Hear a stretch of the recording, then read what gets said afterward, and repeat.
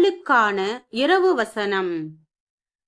கர்த்தருக்கு முன்பாக தாழ்மைப்படுங்கள், அப்பொழுது அவர் உங்களை உயர்த்துவார்.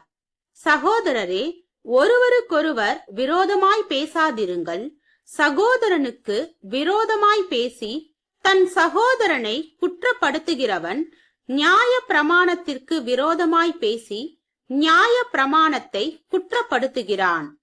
நியாய பிரமாணத்தை குற்றப்படுத்துவாயானால் நீ நியாய பிரமாணத்தின்படி செய்கிறவனாயிராமல் அதற்கு நியாயாதிபதியாயிருப்பாய்.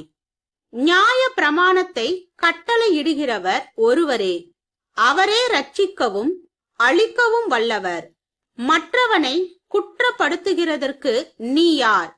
யாக்கோபு 4வது அதிகாரம் வசனம் 10 முதல் 12 வரை.